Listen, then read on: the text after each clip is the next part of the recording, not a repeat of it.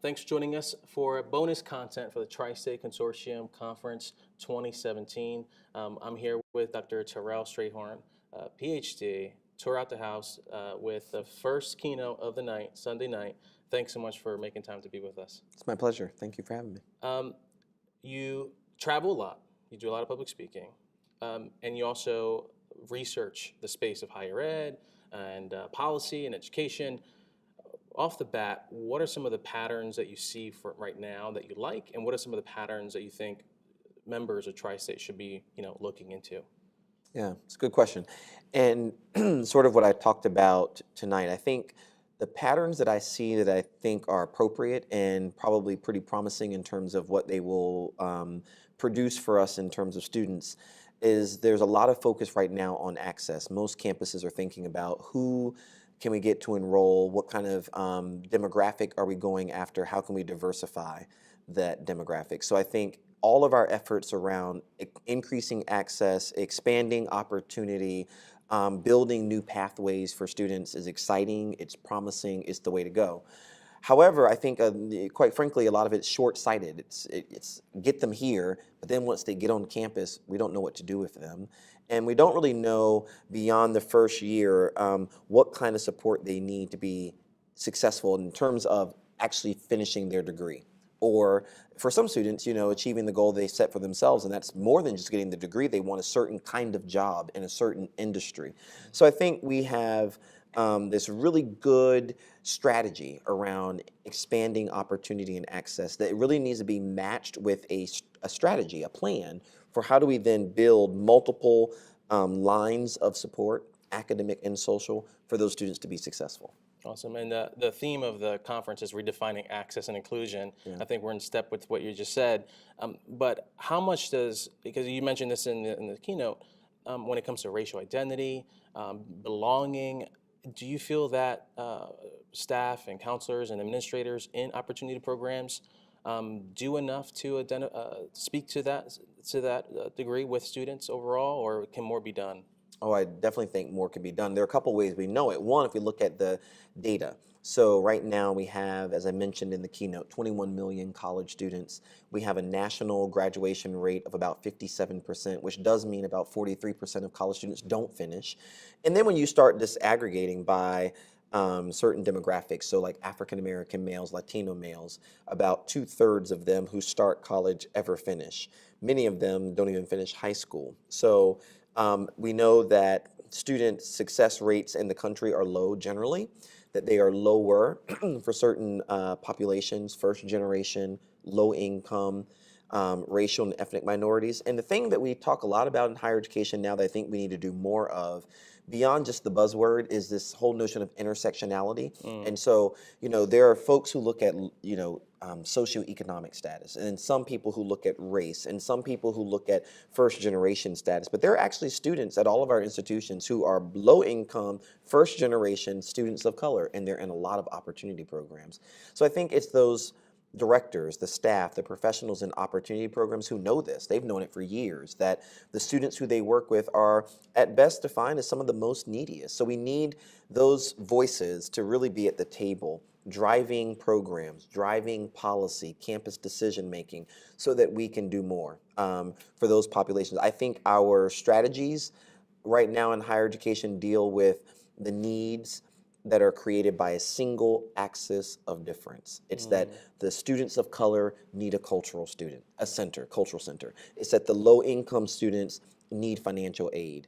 It's that the international students need an international center or program. It's that first-generation students need mentoring. But actually, I think the solutions have to be multifaceted, and the same way that mentoring can help a first-generation student, there's a form of mentoring that would help an international student and a low-income student. So if we can start to think beyond like the silver bullet. I was on a plane one time, sitting beside some senior-level administrator who said, I got like $20-some thousand I need to blow. What's something I should try? And I thought, oh my gosh, try?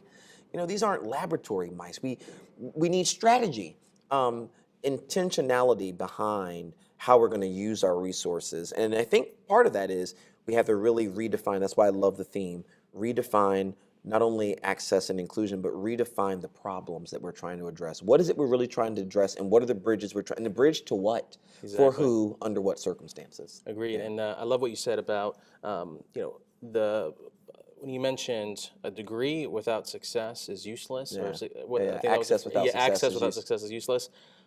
What role does career readiness play for a student of color in learning racial identity, how to navigate those waters in an institution in preparation for a career after college? Yeah. It's critical. I mean, if you ask a student, whenever I give talks on campuses to professionals, I say to them, um, you know, if you have not today done it, find a college student and ask them, why did you come to fill in the blank university? Number one reason, whether you're on the West Coast, East Coast, North, South, rural, urban, community college, four-year school, public, private, highly selective, no selectivity. The number one reason why students go to college is to get a job. Every student says that. And most of them, don't want just any old job. They want a good job where they might make decent to good money.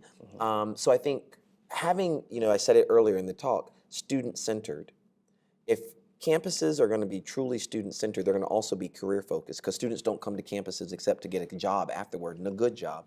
So we have to start thinking about career readiness in addition to college readiness, and then making sure that students collect the skills and develop proficiencies in the skills they need to get to the jobs they're going. Now, I think we do this pretty well in certain disciplines, like, schools that have really strong engineering programs Exactly. prepare engineers STEM, well. yeah. Those who have, computer science, they prepare them very well. But here's what's interesting. So Forbes magazine, Money magazine, a lot of these magazines have done employer opinion polls recently and asked employers, like, what is it you want college graduates to know? And beyond those science skills and the technical skills or the counseling skills for the counselor, it's that employers want graduates that have transferable general skills, things like effective communication skills, be proficient users of technology.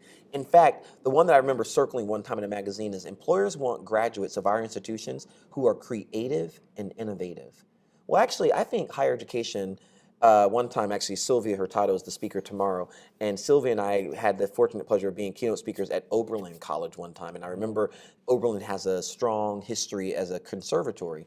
I was a music major as an undergrad, and I said to them there, I'll say it now on your camera, that I was more creative before I finished my major in music. I would get to the piano when I didn't know music theory, and I would just experiment. I would take my fingers and play, and I'd fumble around, and I'd make mistakes, and I'd say, oh my gosh, that sounded good. But once I learned music theory, I started going to the piano, and there was a form that I felt like I must follow. A one chord always goes to a three chord. A three chord might go to a four chord. It may go to the seven, but it gets back to the one. I forgot about the two. I forgot about the five.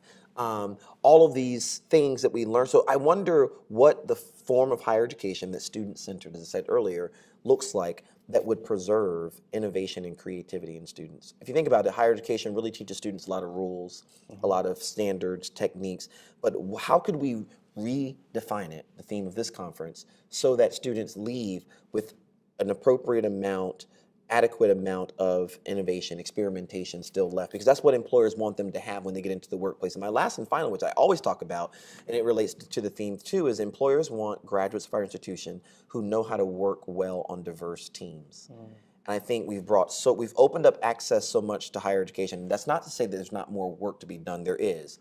But even with the diversity that we've brought to campus, I'm worried that students don't know how to work across the differences. And that's why we have, I said earlier, every day a campus somewhere in this country where there's a black face party, or there's some differences that happen between Muslim students and domestic students, or whatever might happen, international students and domestic students, Republican or conservative students and more liberal students, because we have not really built campus environments that bring these students together in intentional ways that are structured enough to where they can be different, but also find community. And I think for me, that's what this redefining of higher education really has to be about. How do we start to build those kind of productive environments? A lot of us who are watching this, they might cheer this on, like, absolutely, we need more of that. Some, they come from a different background. They might struggle with a degree for the sake of a job. It should be intellectual development and self-discovery. I love the way you mentioned the conference being something where you have consensus and change. Yeah. For someone who's struggling with some of the things you're bringing out right now, what would be your advice to them? Yeah. With respect to the whole, Paradigm paradigm shift. shift, right?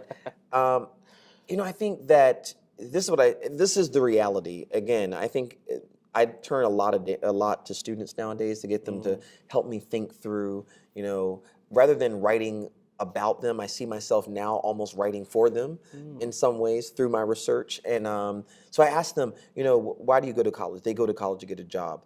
Now, does that mean that they don't want to be active participants in democracy, or they don't want to be global citizens, or they don't want to be lifelong learners, or they don't want to, experience intellectual voyage while absolutely they're open to these things. But what's the point of the intellectual voyage if at the end they cannot achieve a job?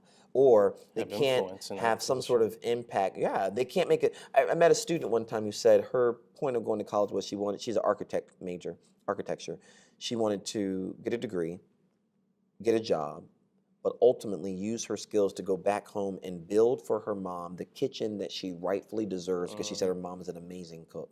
And I thought to myself, that would never be an appropriate, Thesis or thesis, or yeah. that would never be an appropriate indicator of the institution's success, because institutions in this country, we don't measure their success on that kind of local example. But in fact, higher education has failed her if she doesn't acquire the skills to go back and build for her mom the kitchen that she's always wanted to build for her.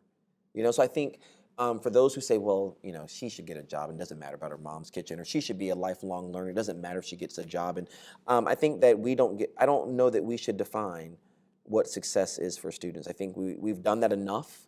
I think the paradigm shift, the redefining higher education, especially the student-centered focus, is that students get to chart for themselves the future they want. I was speaking at the Achieving the Dream conference, and I hadn't thought about it, but I mean, achieving the dream, I'd heard it all my life. But my question for that audience was, whose dream is it? And it should be the student's dream. We're helping them achieve their dreams, not the dreams we have for them. But we got to figure out who are the students we're working with, where is it they want to go, and then build for them, especially through opportunity programs, create the opportunities that compel them or propel them to that destination. Well, I want to thank you so much for My pleasure. reminding us of that. And we can be that change agent, that opportunity on our campus to bring that student-centered focus. Absolutely. Appreciate your Thank time. you. My pleasure. Thank you.